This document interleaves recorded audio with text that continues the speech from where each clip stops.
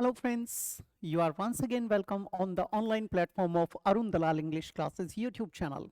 And today we are going to shift on our next clause test paragraph. And the title of the paragraph is related to your nature. Spring revives nature. कैसे बसंत की बहार सारी की सारी प्रकृति को पूरी तरह से पुनर्जीवित कर देती है। ये उसका रिनाइसेंस होता है, एक तरीके से रीबर्थ होता है, रिवाइवल होता है। तो कैसे सारी प्रकृति को एक छटा दे देती है, उसके बारे में हम चर्चा करने जा रहे हैं। ये रहा पैराग्राफ आपके स्क्रीन पर। आइए करते हैं शुरू। क्या कहता है बेटा?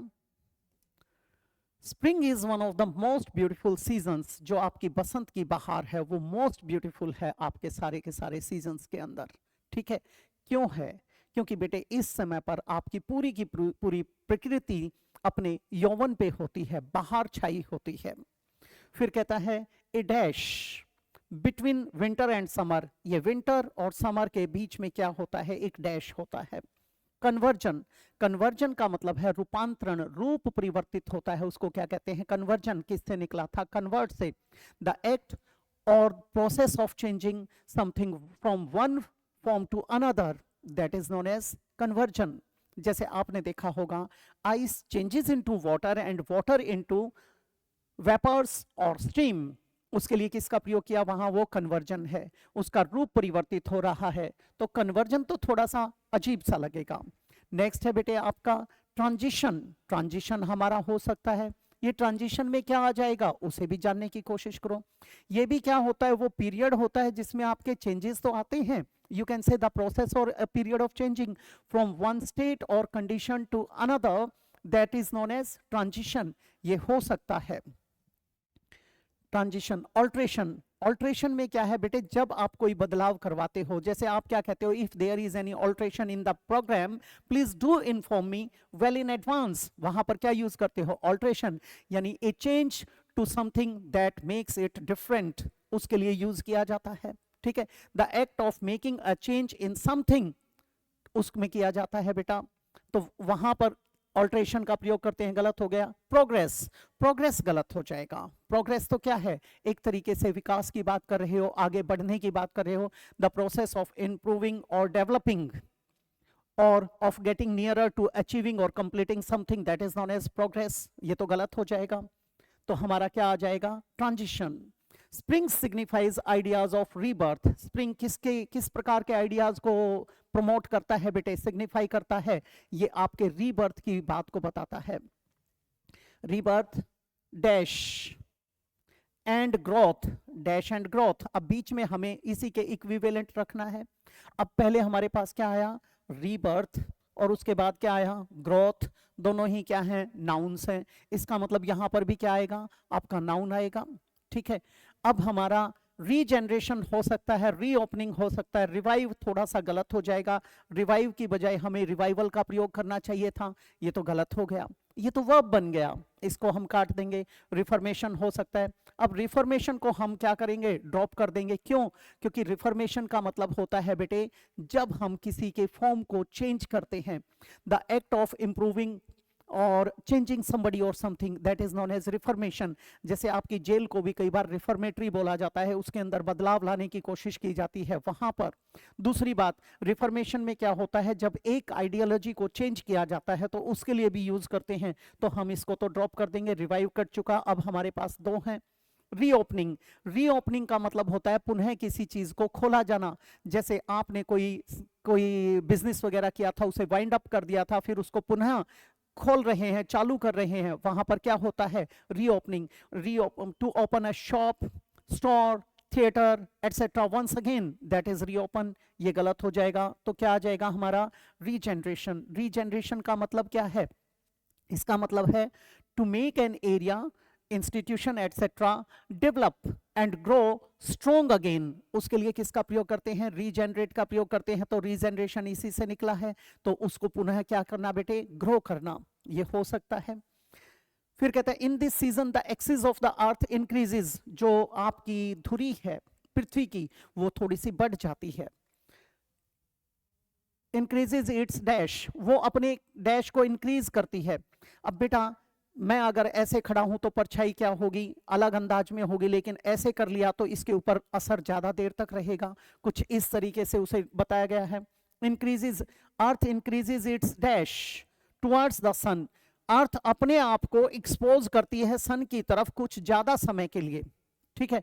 टिल्ट, टिल्ट हो सकता है, ये एक ग्लास है, आप पानी पीना चाहते हैं, इसको ऐसे करके नहीं पी सकते, इस टम्बलर को आपको टिल्ट करना पड़ेगा, तो टिल्ट यहां पर आ सकता है। टिल्ट का मतलब क्या बना यहां पर, टू मूव और make something move into a position with one side और end higher than the other side, उसके लिए किसका प्रयोग करते हैं, टिल्ट का प्रयोग करते हैं।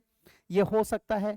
इंक्लाइन, इंक्लाइन का मतलब होता है जब आपकी रुचि किसी चीज में होती है, जब आप किसी चीज की तरफ झुकाव रखते हैं।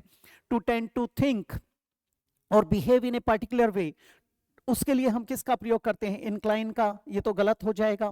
ड्रॉप, ड्रॉप गलत हो जाएगा गिराने वाली सेंस में। डिप, डूबने वाली सेंस में आएगा, गलत हो गया। क्या करती है, यहां पर एक्सिस पर थोड़ी सी टिल्ट हो जाती है, टिल्ट हो जाती है तो फिर वो सन को ज्यादा एक्सपोज होती है। Towards the sun, the length of the daylight rapidly increases, और इससे क्या होता है, जो हमारे दिन की अवधि है वो थोड़ी सी बढ़ जाती है। फॉर द रेलिवेंट हेमिस्फेयर, जो भी उससे कंसर्न्ड आपका हेमिस्फेयर है उसके ऊपर फिर क्या होगा, उसके ऊपर दिन बढ़ जाएगा। ठीक है, उसकी बात की गई है। फिर कहता है बेटे, many festivals are dash around spring time, और इस समय पे जब आपकी प्रकृति पूरी छटा पे होती है, यौवन की बहार में होती है, तो लोग भी खूब एंजॉय करना शुरू करते हैं, और इस समय पर हमारी पैदावार भी शुरू हो चुकी होती है अलग अलग फसलों की। क्यों शुरू हो चुकी होती है, क्योंकि सारी चीजें खिली खिली महसूस करती हैं, फ्रेश महसूस करती हैं, तो उस चीज को बात, उस चीज की चर्चा की गई है, ऐसे में लोग भी उस चीज को एंजॉय करते हैं। तो मैनी फेस्टिवल्स आर डैश, पहला क्या देता है, पहला देता है रेवर्ड, रेवर का प्रयोग किया जाता है आइडियलाइज करने वाली सेंस में, ये तो गलत हो जाएगा। It means to feel great respect or admiration for somebody or something, उस रिस्पेक्ट और रिगार्ड के लिए किसका प्रयोग करते हैं, रेवरे का प्रयोग करते हैं, ये तो रेवरे गलत गलत हो जाएगा। सेलिब्रेटेड, फेस्टिवल्स आर सेलिब्रेटेड, ये हो सकता है हमारा, बहुत सारे उत्सव मनाए जाते हैं। ठीक है। फिर क्या कहता है बेटे, परफॉर्म्ड, परफॉर्म का मतलब होता है किसी चीज को अंजाम देने के लिए, उसमें क्या करते हैं, कैरी आउट करने वाली सेंस में परफॉर्म का प्रयोग करते हैं। To do something such as a piece of work or duty or a task, that is known as perform, ये तो गलत हो जाएगा। हेल्ड, हेल, हेल का मतलब एक तो होता है ओले गिरना, एक कई बार आपसे कहा जाता है where do you hail from, इसका मतलब है where do you come from, it means where do you belong to, आप कहाँ से संबंध रखते हैं। तो हेल यहाँ पर एक तो वो था ओले गिरने के लिए, दूसरा क्या था, यहाँ पर कहाँ से आते हो, बिलोंग करते हो। एक होता है बेटे to describe somebody or something as being very good or special, उसके लिए भी यूज किया जाता है, स्पेशली इन न्यूज़पेपर्स, उसमें हेल का प्रयोग कर देते हैं। ठीक है। और कई बार सिग्नल वाली सेंस में भी यूज करते हैं, वो गलत हो जाएगा, तो ये तो हमारा गलत हो गया। The season of spring is a dash of Joy, forecast, forecast क्या होता है, जो भविष्यवाणी होती है, जब आप प्रिडिक्शन करते हो, ऑरेकल्स करते हो, जैसे आपका जब न्यूज सुनते हो तो वेदर फोरकास्टिंग आता है। ठीक है, वेदर फोरकास्ट आता है, यानी उसमें आपने प्रिडिक्ट किया है कि क्या होगा क्या नहीं होगा। यू कैन सिंपली से statement about what will happen in future, that is known as forecast based on informations that is available now, उसको हम क्या कहते हैं, forecast कहते हैं, ये तो गलत हो जाएगा। predict, predict इसके पर्याय के रूप में यूज किया जाता है जब हम अपनी assumptions लगाकर चलते हैं, to say that what will happen in the future, that is known as predict or forecast, गलत हो गया। और अक्ल भी क्या होती है, जो भविष्यवाणियां वगैरह होती हैं उनको कहते हैं foretell, foretell भी क्या होता है, to tell something in advance, उसको हम क्या कहते हैं, फोरटेल कहते हैं। टू नो और say what will happen in future, specially by using magic powers, that is known as foretell, ये गलत हो जाएगा। हार्बिंजर, हार्बिंजर में क्या होता है, इसका मतलब होता है बेटे जब आप एक अग्रदूत की भांति, अग्रदूत कौन है, जो आगे बढ़कर आपको एक मैसेज देता है, जो उसका एक मैसेंजर बन जाता है, एनवॉय बन जाता है, उसके लिए यूज किया गया है। तो ये हार्बिंजर हो सकता है हमारा। हार्बिंजर ऑफ जॉय, ये खुशी का एक अग्रदूत होता है, जो सारी चीजें खिलनी शुरू होती हैं, वो हमारे लिए खुशियों का एक पिटारा खोल देता है, उसकी चर्चा की गई है। तो बेटे ये था आपका पैराग्राफ। अब के लिए आगे फिर से डिस्कस करेंगे इसी प्रकार के किसी नए पैराग्राफ को।